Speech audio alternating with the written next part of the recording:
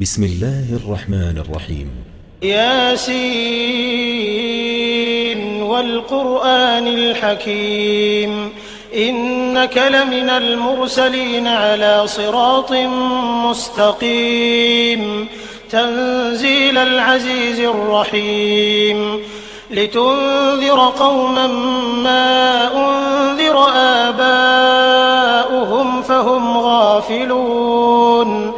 لقد حق القول على أكثرهم فهم لا يؤمنون إنا جعلنا في أعناقهم أغلالا فهي إلى الأذقان فهم مقمحون وجعلنا من بين أيديهم سدا ومن خلفهم سدا فأغشيناهم فهم لا يبصرون وسواء عليهم أأنذرتهم أم لم تنذرهم لا يؤمنون إنما تنذر من اتبع الذكر وخشي الرحمن بالغيب فبشره بمغفرة وأجر كريم إنا نحن نحيي الموتى ونكتب ما قدموا وآثارهم وكل شيء أحصيناه في إمام مبين واضرب لهم مثلا أصحاب القرية إذ جاءها المرسلون إذ أرسلنا إليهم 2 فكذبوهما فعززنا بثالث فقالوا إنا إليكم مرسلون قالوا ما أنتم إلا بشر مثلنا وما أنزل الرحمن من شيء إن أنتم إلا تكذبون قالوا ربنا يعلم إنا إليكم لمرسلون وما علينا إلا البلاغ المبين قالوا إنا تطيرنا بكم لئن لم تنتهوا لنرجمنكم وليمسنكم منا عذاب أليم قالوا طائركم معكم أئن ذكرتم بل أنتم قوم مسرفون وجاء من أقصى المدينة رجل يسعى قال يا قوم اتبعوا المرسلين اتبعوا من لا يسألكم أجرا وهم مهتدون وما لي لا أعبد الذي فطرني وإليه ترجعون أأتخذ من دونه آلهة إن يردني الرحمن بضر لا تغن عني شفاعتهم شيئا ولا ينقذون إني إذا لفي ضلال مبين إني آمنت بربكم فاسمعون قيل ادخل الجنة قال يا ليت قومي يعلمون بما غفر لي ربي وجعلني من المكرمين وما أنزلنا على قومه من بعده من جند من السماء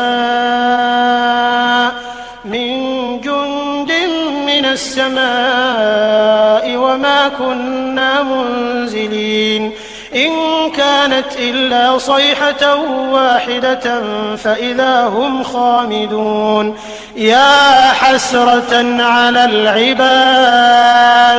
ما يأتيهم من رسول إلا كانوا به يستهزئون ألم يروا كم أهلكنا قبلهم من القرون أنهم إليهم لا يرجعون وإن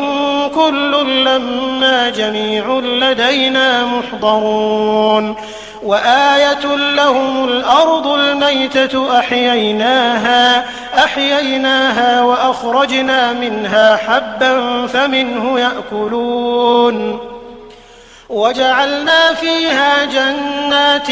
من نخيل وأعناب وفجرنا فيها من العيون ليأكلوا من ثمره وما عملته أيديهم أفلا يشكرون سبحان الذي خلق الأزواج كلها مما تنبت الأرض ومن أنفسهم ومما لا يعلمون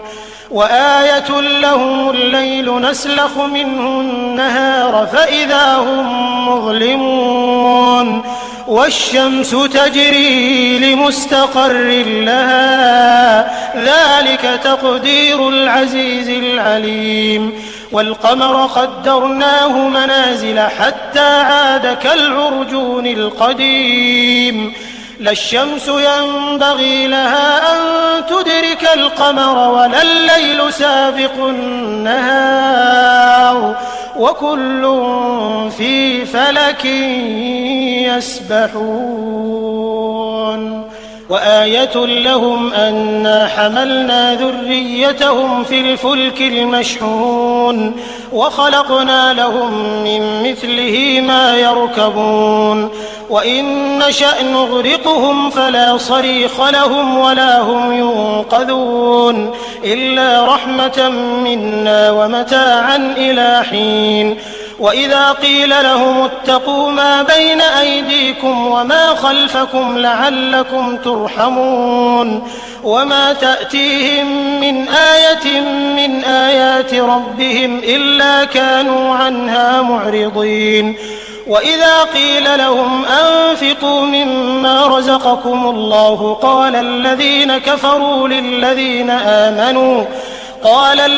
كفروا للذين آمنوا أنطعم من لو يشاء الله أطعمه إن أنتم إلا في ضلال مبين ويقولون متى هذا الوعد إن كنتم صادقين ما ينظرون إلا صيحة واحدة تأخذهم وهم يخصمون فلا يستطيعون توصية ولا إلى أهلهم يرجعون ونفخ في الصور فإذا هم من الأجداث إلى ربهم ينسلون قالوا يا ويلنا من بعثنا من مرقدنا هذا ما وعد الرحمن وصدق المرسلون إن كانت إلا صيحة واحدة فإذا هم جميع لدينا محضرون فاليوم لا تظلم نفس شيئا ولا تجزون إلا ما كنتم تعملون إن أصحاب الجنة اليوم في شغل فاكهون هم وأزواجهم في ظلال على الأرائك متكئون لهم فيها فاكهة ولهم ما يدعون سلام قولا من رب رحيم وامتازوا اليوم أيها المجرمون ألم أعهد إليكم يا بني آدم ألا تعبدوا الشيطان إنه لكم عدو مبين وأن اعبدوني هذا صراط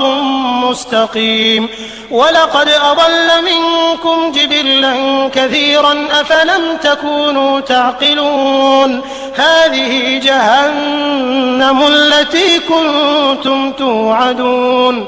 اصلوها اليوم بما كنتم تكفرون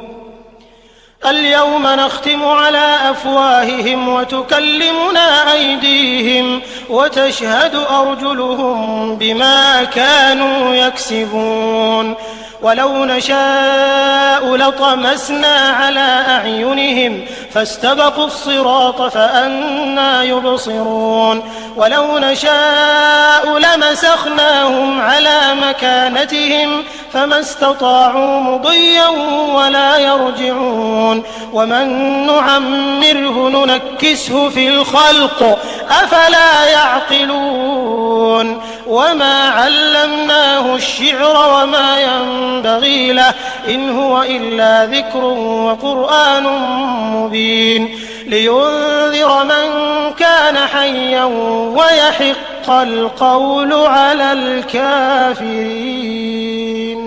أولم يروا أنا خلقنا لهم مما عملت أيدينا أنعاما فهم لها مالكون وذللناها لهم فمنها ركوبهم ومنها يأكلون ولهم فيها منافع ومشارب أفلا يشكرون واتخذوا من دون الله آلهة لعلهم ينصرون لا يستطيعون نصرهم وهم لهم جند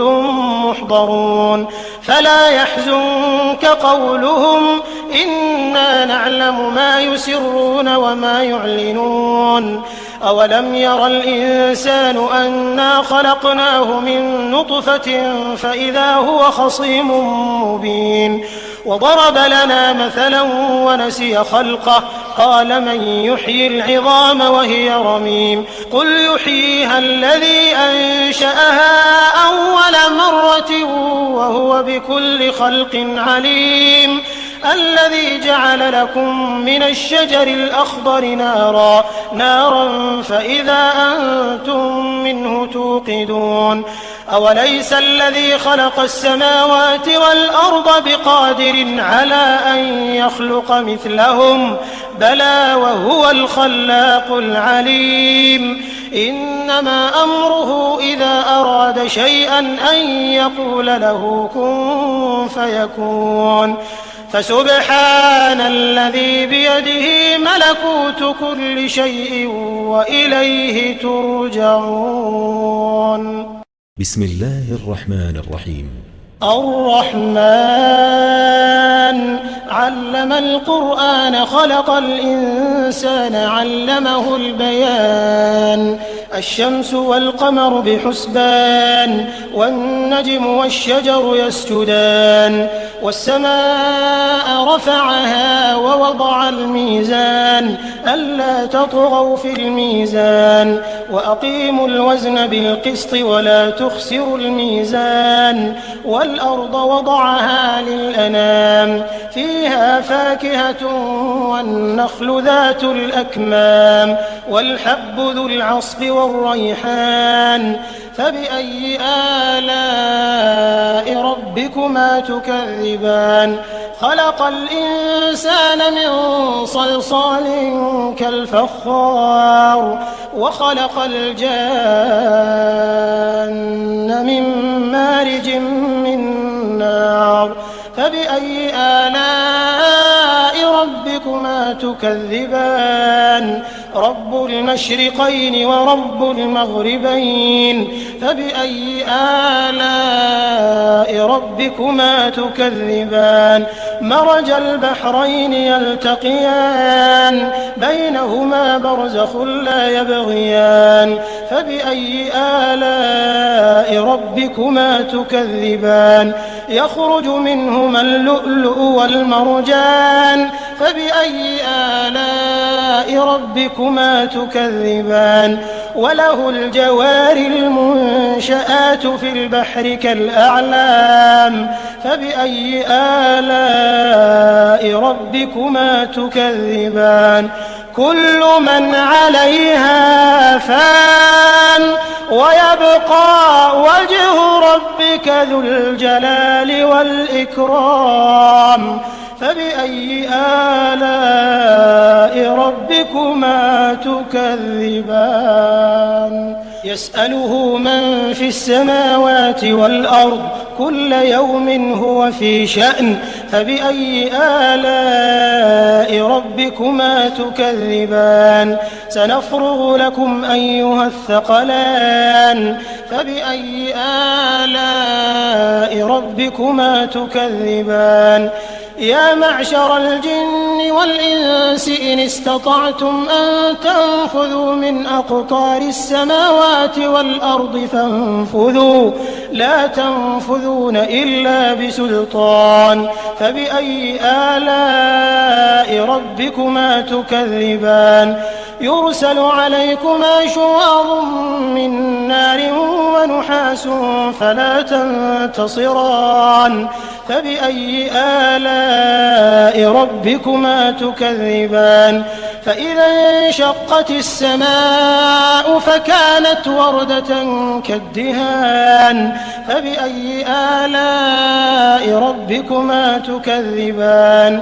فيومئذ لا يسأل عن ذنبه إنس ولا جان فبأي آلاء ربكما تكذبان يعرف المجرمون بسيماهم فيؤخذ بالنواصي والأقدام فبأي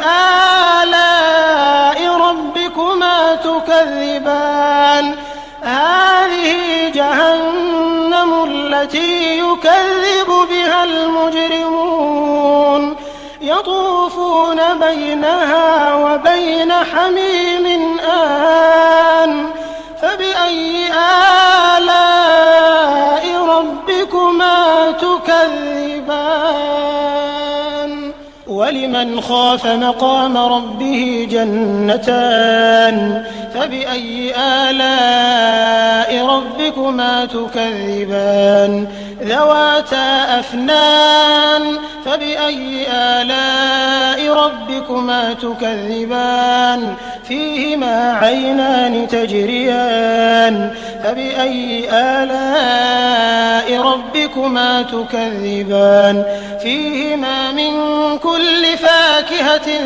زوجان فبأي آلاء ربكما تكذبان متكئين على فرش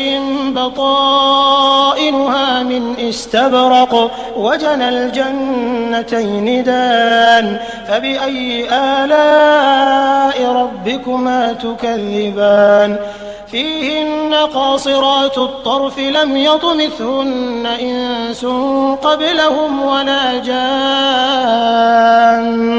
فبأي آلاء ربكما تكذبان كأنهن الياقوت والمرجان فبأي آلاء ربكما تكذبان هل جزاء الإحسان إلا الإحسان فبأي آلاء ربكما تكذبان ومن دونهما جنتان فبأي آلاء ربكما تكذبان مدهامتان فبأي آلاء ربكما تكذبان فيهما عينان نضاختان فبأي آلاء ربكما تكذبان فيهما فاكهة ونخل ورمان فبأي آلاء ربكما تكذبان فيهن خيرات حسان فبأي آلاء ربكما تكذبان حور مقصورات في الخيام فبأي آلاء ربكما تكذبان لم يطمثهن إنس قبلهم ولا جان فبأي آلاء ربكما تكذبان متكئين على رفرف خضر وعبقري حسان فبأي آلاء ربكما تكذبان تبارك اسم ربك ذي الجلال والإكرام بسم الله الرحمن الرحيم إذا وقعت الواقعة ليس لوقعتها كاذبة خافضة رافعة إذا رجت الأرض رجا وبست الجبال بسا فكانت هباء منبثا وكنتم أزواجا ثلاثة فأصحاب الميمنة ما أصحاب الميمنة وأصحاب المشأمة ما أصحاب المشأمة والسابقون السابقون أولئك المقربون في جنات جنات النعيم ثلة من الأولين وقليل من الآخرين على سرر موضونة متكئين عليها متقابلين يطوف عليهم ولدان مخلدون بأكواب وأباريق وكأس من معين لا يصدعون عنها ولا ينزفون وفاكهة مما يتخيرون ولحم طير مما يشتهون وحور عين كأمثال اللؤلؤ المكنون جزاء بما كانوا يعملون لا يسمعون فيها لغوا ولا تأثيما إلا قيلا سلاما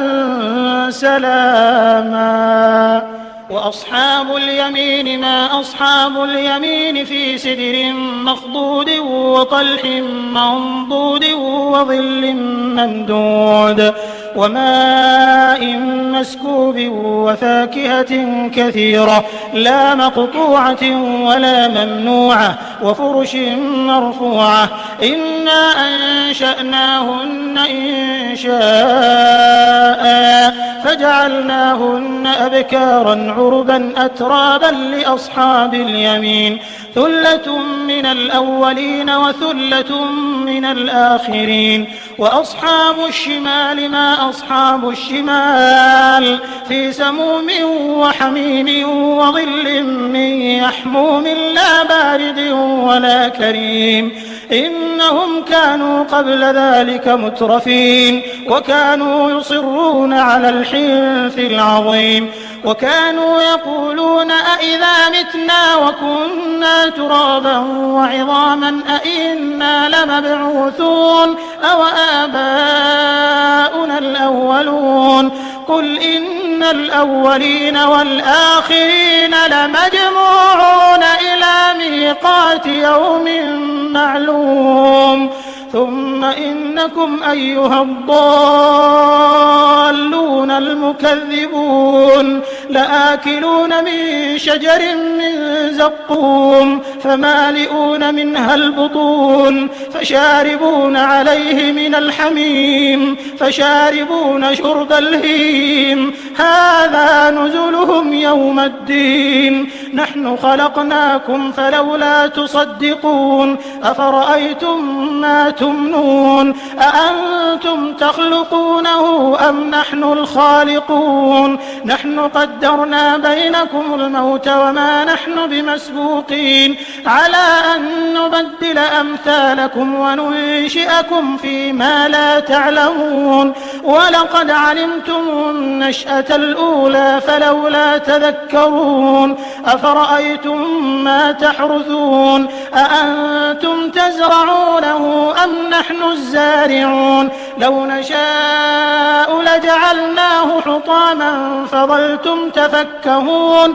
إنا لمغرمون بل نحن محرومون أفرأيتم الماء الذي تشربون أأنتم أنزلتموه من المزن أم نحن المنزلون لو نشاء جعلناه أجاجا فلولا تشكرون أفرأيتم النار التي تورون أأنتم أنشأتم شجرتها أم نحن المنشئون نحن جعلناها تذكرة ومتاعا للمقوين فسبح باسم ربك العظيم فلا أقسم بمواقع النجوم وإنه لقسم لو تعلمون عظيم إنه لقرآن كريم في كتاب مكنون لا يمسه إلا المطهرون تنزيل من رب العالمين أفبهذا الحديث أنتم مدهنون وتجعلون رزقكم أنكم تكذبون فلولا إذا بلغت الحلقوم وأنتم حينئذ تنظرون ونحن أقرب إليه منكم ولكن لا تبصرون فلولا إن كنتم غير مدينين ترجعونها إن كنتم صادقين فأما وأما إن كان من المقربين فروح وريحان وجنة نعيم وأما إن كان من أصحاب اليمين فسلام لك من أصحاب اليمين وأما إن كان من المكذبين الضالين فنزل من حميم وتصلية جحيم إن هذا لهو حق اليقين فسبح باسم ربك العظيم. بسم الله الرحمن الرحيم. تبارك الذي بيده الملك وهو على كل شيء قدير الذي خلق الموت والحياة ليبلوكم أيكم أحسن عملا وهو العزيز الغفور الذي خلق 7 سماوات طباقا ما ترى في خلق الرحمن من تفاوت فارجع البصر هل ترى من فطور ثم ارجع البصر كرتين ينقلب إليك البصر خاسئا وهو حسير